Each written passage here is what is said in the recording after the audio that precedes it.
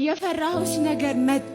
ሰይጣን አይኑን አፍጥጦ መጣ። ትዳሬ አደላስት ደረሰ። ከቤተሰቦቻችን እኔ ነኝ ትልቋ ልጅ። ትንንሽ ወንድሞች አሉኝ። ሚዝራብል የሆነ ላይፍ ነው የሚኖሩት። በአካባቢያችን ባለመሳካት ባለመሆን የታወቀ ፋሚሊ ነው ያለ እና እኔ ብቻ ነኝ ተሳክቶላት ትዳር ይዛ ልጆች ይዛ የምትኖረው የሚባለው እኔ ብቻ ነኝ። ማሚ በጣም በከባድ ሀስሉስ ነው ያሳደገች። ይሄ ነገር ፌል ቢያደርግ በጣም ትጎዳለች። ለመቋቋም ሞከርኩ ግን አቃተኝ። ልጆቼን የልጅነት ልጆቼ ናቸው ግን አልቻልኩም። ጥዬ ወጣ። ሁሉም ሰው በጣም ሰክሰስፉል የሆነ ቆንጆ የሆነ ላይፍ ምኖር ነው የሚመስለውና ስትረሴን ማንም ሰው አያይም። ቤት መሄድ አልቻልኩም። ጓደኞቼ ጋር ወጣው ግን ይመልሱኛል የሚል ሀሳብ ነበረኝ። ሁልጊዜ ስለምንኮራረፍና ስለምንወጣ ዜን ሶሪ ብሎ ወደ ልጆቼ ይመልሱኛል ብዬ አስብ ነበር። አልሆነም። ወጣው ቀረው። አልተመለስኩም። ማንም ሰው አይደውልልኝም እና ምናምን አይለኝም። እጠብቃለሁ ሁልጊዜ። ጓደኞቼ ቤት ረጅም ጊዜ ነው የተቀመጥኩት። ዜን መጣው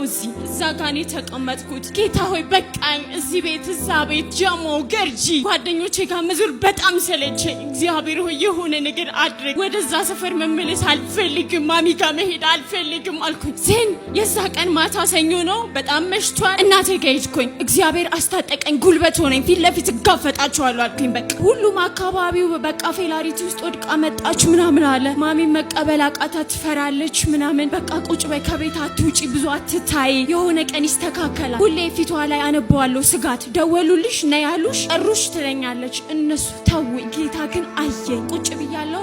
ከመጨረሻ ነበር የተቀመጥኩት። ውርደት ለጠገባችሁ ይላል። ተሞሽራችሁ የወጣችሁበት ሰፈር በፍቼ የተመለሳችሁ ይላል። በቃ ደነገጥኩ። ሼክ ነው ያደረኩት። ስብከቱ ስልኬ ላይ አለ እና ደነገጥኩኝ። በቃ የተዋረዳችሁበት ሰፈር አልያችሁ ያሉበት ሰፈር እዛው አካባቢ እዛው ሰፈር በክብር አቆማችኋለሁ ይላል። ሃሌሉያ ሃሌሉያ አሜን። ከሄደበት ተመለሳለሁ። ሹምና ፈራጅ ማን ነው አንተን ያረጋው አሉ አይደል? እኔ ራሴ ሹምና ፈራጅ አድርጌ እዛው ምድር መልሳለሁ አለ ይላል። በጣም ደነገጥኩኝ። ሙሉ ስብከቱ ለኔ ነበር። ዘይን ፕሮፌት መጣ። ተነሻለኝ። በተዋረዳችሁበት ቦታ ሁሉ ክብር ያገኛል። ይሄ ቤት ይኸውልህ የትንቢት ቤት ነው። ያፈርክበት ቦታ ሁሉ ለምስጋና ትሆናል። ያፈርክበት ቦታ ሁሉ ለክብር ትሆናል። አንገት የደፋበት ሰፈር ሁሉ ለምስጋና ትሆናል። እንኳን አዋረዱኝ፣ እንኳን ተፉብኝ፣ እንኳን ስሜን አብጠለጠሉት፣ እዛው ለክብር ሆናል። እዛው ለምስጋና ትሆናል። እዛው ከሰረ የተባልክበት፣ እዛው ወደቀ የተባልክበት፣ እዛው ከንፈር የመጠጡበት ሰፈር፣ እዛው ሰፈር እግዚአብሔር ያስነሳ። ውርደት ባየህባቸው ሰፈር ሁሉ እግዚአብሔር ለክብርና ለምስጋና ያደርጋል። ውርደትም ይሽር ቅባት ብድግ በይ። የሰዎችን ወሬ ሁሉ የሚሽር ታምኛለሽ? ውርደት በክብር እንደሚለቀቅ እያየው ነው። ሰው ሰማብኝ፣ ሰው አየው።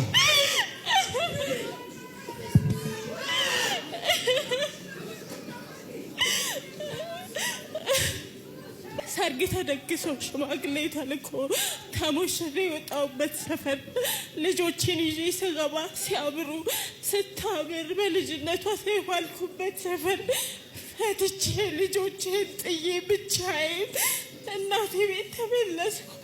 አልወጣም ከቤት። ሰው ደህና ዋላችሁ ሲል ግቢ ተመለሽ፣ ፈታሽ እንደመጣሽ እንዳያውቁ ትለኛለች ማሜና።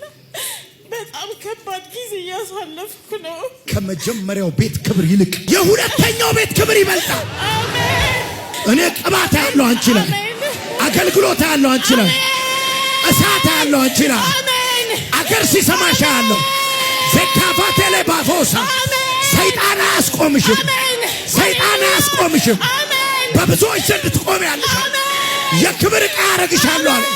ይሁን አለ። ታዘዝ ሁማ ታካቲካስ ስምሽን አገነዋለሁ አለ። ያቺ የፈታችሁ ሳይሆን የተቀባችሁ ይባላል። ነብዩ ይባላል። ያንን የፕሮፌቲካል ቃል ቲክታክ ላይ ሰዎች አዩ፣ ተቀባበሉ። ሰፈር እንትን ሊያረጉኝ ምናምን የበታችነት እንዲሰማኝ ምናምን ሊያረጉ። ይሄው ክስረት ውስጥ ሆና ጭራሽ እዛ እየሄደች እንደዚህ ብሎ ምናምን አሉ። የሚያውቁ ጓደኞቼ ደግሞ እንዴት ፎግሪያለሽ እንዴ ማን ነገረው የሆነ ነገር ማን ነግረሽዋል አሉኝ ማለት ነው። በማይታመን ሁኔታ በማይታመን መልኩ አፍተር 3 ዊክስ ይመስለኛል እግዚአብሔር ከሰፈሩ ገለል አደረገኝ። ትንሽ አረበኛ ሞክር ነበረ። የኢማራት ኤምባሲ አምባሳደር ነው እዚህ ምድር ላይ ዲፕሎማቲክ ነው፣ ትልቅ ባለስልጣን ነው። ዱባይ መሄድ ትፈልጋለሽ? አዎ መሄድ ፈልጋለሁ አልኩት። ፓስፖርት ግን የለኝም ገንዘብም የለኝም አልኩት። ኢትስ ኦኬ እንደዛ ብሎ ሰኞ ቀን የጠይቀኝ። ማክሰኞ ኢሚግሬሽን ሄድን። የአምባሳደሩ ፊርማ ያረፈበት ደብዳቤ ለሹፌር ተሰጠና በሹፌር ኢሚግሬሽን ሄድኩኝ። ሰው ፓስፖርት ለማውጣት ገንዘብ ማውጣት አለበት። ሰው ፓስፖርት ለማውጣት ኢሚግሬሽን በሌሊት ሄዶ መሰለፍ አለበት። በ24 ሰዓት ውስጥ ፓስፖርት የተሰጠኝ። ሐሙስ ለአርብ ፍላይት ተዘጋጃለኝ። ከዛ አርብ ኢማራት ገባው ማለት ነው። ሄድኩኝ ዱባይ። ከዛ በቃ በመሸማቀቅ ያነበርኩበት ቦታ ሰዎች በክብር ቆሜ እንዲያዩኝ ስለፈለገ በ3 ወሬ ተመልሼ የስራ ቪዛ ተሰርቶ ድጋሚ እንዲላክልኝ ሃይሜ እንሂድ ወደ ኢትዮጵያና ማክሲመም ከ3 ወይ ከ4 ሳምንት በኋላ ተመልሰሽ ትሄዳለሽ፣ ቪዛሽን እናስተካክላለን አለኝ ማለት ነው። ሰዎች በሚሄዱበት እዛ በሚከፈላቸው ደሞዝ አይደለም በእጥፍ ነው የሄድኩት። አካባቢ ላይ ባለመሳካት ባለመከናወን ነው የምታወቀው። ሳንቲም ከየት አመጣች መነጋገሪያ አጀንዳ ኢሹ ነበርኩኝ ምናምን። ግን ደግሞ በ3 ወሬ ራሴ እንደዚህ አምሮብኝ ጥሩ ሴት ሆኜ በእጄ ገንዘብ ሄጄ ለእናቴ ፕራውድ ሆነች። ከዛ እንዴ ልጅሽ ጴንጤ ሆናለች ትሁና ስራ ልስራ ብሎ ሰው ጠንቋይ ቤት የሌለ እንደ የራሱ ጉዳይ አለች ማለት ነው። እና እግዚአብሔር አከበረኝ። ሲሳካልኝ ሰሟል።